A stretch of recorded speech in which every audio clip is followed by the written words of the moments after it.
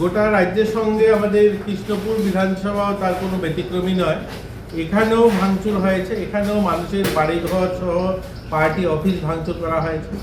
আমরা দেখুন গতকালকেও যেখানে যেখানে গিয়েছি, রামচন্দ্রঘাট, আসারামবাড়ি, তেলিয়ামুড়া, বিভিন্ন এলাকা কালকেও পরিদর্শনে গিয়েছিলাম, আজকেও এখানে এসেছি কৃষ্ণপুরে। তো কৃষ্ণপুর দেখুন, এটা ভারতীয় জনতা পার্টির শক্তি কেন্দ্র কার্যালয়। এই কার্যালয়টা ভাঙচুর করা হয়েছে, দরজা জানলা সহ বিভিন্ন যেগুলো আসবাবপত্র ছিল সমস্ত কিছু জ্বালিয়ে দেওয়া হয়েছে। দেখুন, এটা কোনো রাজনীতি হতে পারে না, রাজনীতি হতে পারে। আমরা অনেকগুলো নির্বাচন জয়ী হয়েছি, 2018 সালে আমরাও জিতেছি, আমরা পঞ্চায়েত জিতেছি, পঞ্চায়েত সমিতি, জেলা পরিষদ আমরা জিতেছি, লোকসভাতে আমরা জিতেছি। তো এরকম অনেক নির্বাচন হয় গোটা দেশের সঙ্গে, আমাদের রাজ্যেও আমরা জয়ী হচ্ছি, অন্য জায়গায় জয়ী হচ্ছি।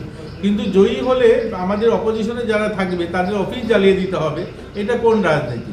দেখুন, এই যে অপসংস্কৃতি, এই যে রাজনীতিটা, এটা বন্ধ হওয়া চাই। গতকালকে মাননীয় প্রদ্যুৎ কিশোর বাবুর সঙ্গেও কথা হয়েছে, ওনাকেও আমি রিকোয়েস্ট করেছি যে এগুলো যেন বন্ধ হয়। আমাদের বিভিন্ন সাধারণ মানুষ, গরিব মানুষ, তাদের বাড়িঘর ভাঙচুর করা হয়েছে এখানে আমরা দেখছি। তো যারা ভাঙচুর করার পরে বিভিন্ন ক্যাম্পে আছেন, এগুলো খুব তাড়াতাড়ি বন্ধ হওয়া চাই। জনজাতিদের সবচেয়ে বড় উৎসব 21 তারিখে বিজু উৎসব, গড়িয়া পুজো আপনারা জানেন রয়েছে।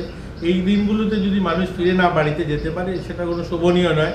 আমরা যারা রাজনীতি করি, দেখুন এই রাজনীতি